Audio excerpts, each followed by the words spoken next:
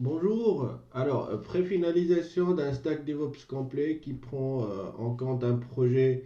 Je vais vous montrer tout ça en fait, qui tourne. Enfin, là j'ai une machine Ubuntu, mais ça c'est en local. J'ai PyCharm.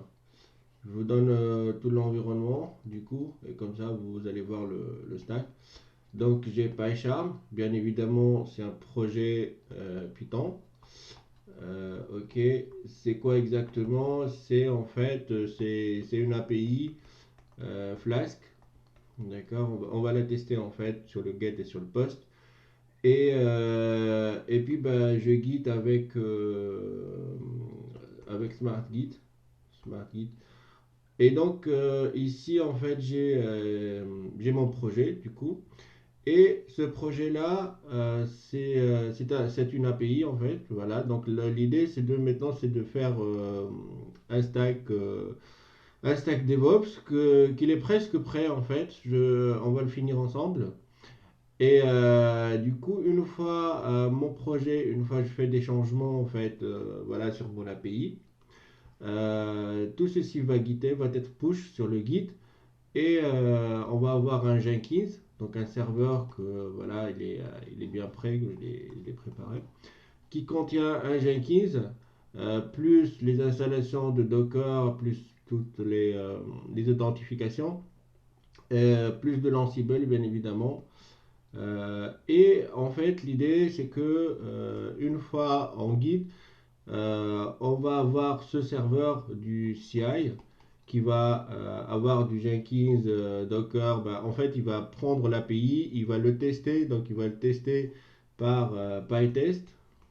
Donc, PyTest, je vous rappelle qu'il fonctionne avec du JUnit.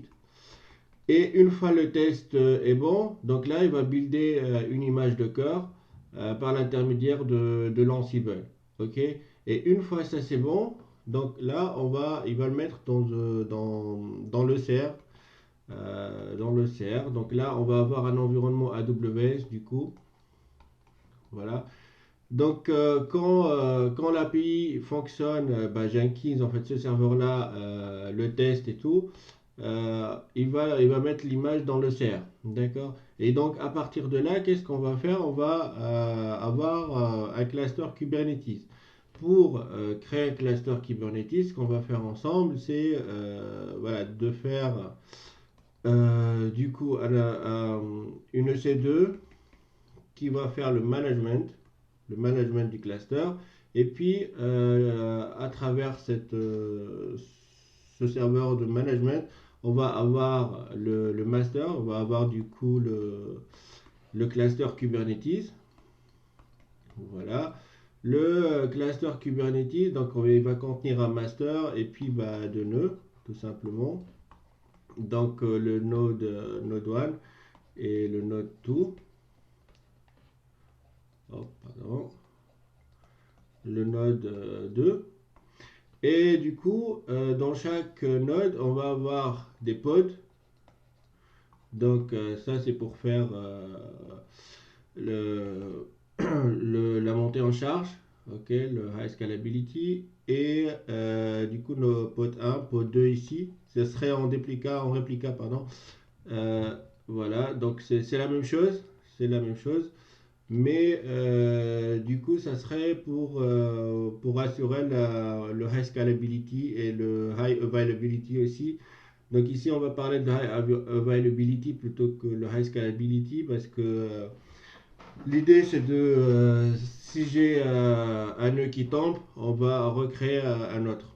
Mais le high scalability, c'est autre chose. Ça, on va jouer sur les caractéristiques de EC2, chose que je ne vais pas montrer dans cette vidéo. Et du coup, donc, dans les pods, on va avoir, bah, on va avoir les images conteneurisées dans un conteneur de cœur et qui seront là. En fait, c'est la même image et qui est donc l'API Flask en fait.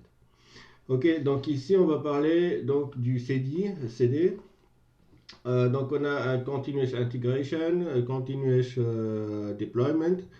Et du coup, l'idée c'est maintenant quand je git, enfin quand je fais un petit modif ici, ben, on va avoir le déploiement directement là, tout en assurant le high scalability et le high availability sur le déploiement. D'accord? Donc on va voir toute cette implémentation dans une petite durée de temps. Du coup, je ne vais pas tarder parce qu'il y a pas mal de choses qui sont prêtes.